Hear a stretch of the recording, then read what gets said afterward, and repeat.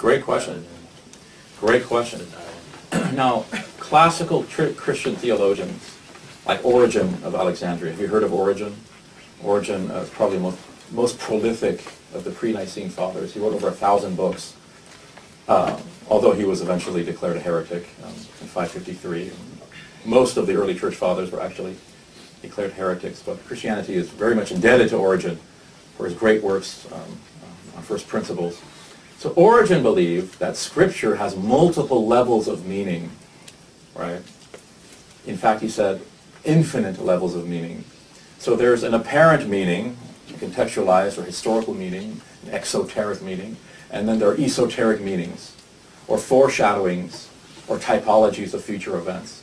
This is classical Christian exegesis of the biblical text. So, for example, Origen would say that there's stories in the Old Testament that seem to indicate the coming of Christ.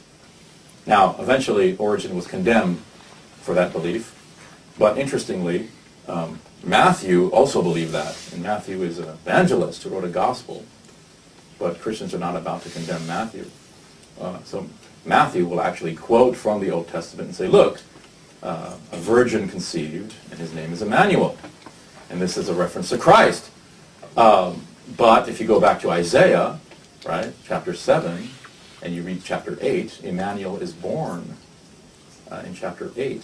So the Jew would say to the Christian, what are you talking about? This has nothing to do with Jesus. This is very contextualized. It's dealing with a sign that Isaiah gave to King Ahaz, and this child is born in chapter 8.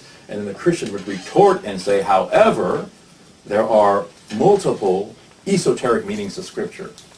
That's what Matthew would have said, who wrote a gospel.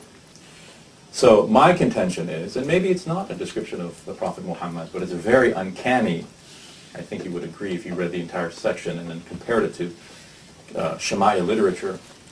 It's very close to a description of the Prophet. So one would say, for example, well, this is a description of Solomon, a woman describing her husband, or that Origen would say, well, that's the exoteric context. But there's a foreshadowing, there's a Mohammedan typology in this type of thing as well. So my basis for saying that is classical Christian exegetes and evangelists, whom Christians believe are inspired by God. Christians believe Matthew is inspired by God. And he believed that very same thing, that Scripture has multiple levels of meaning.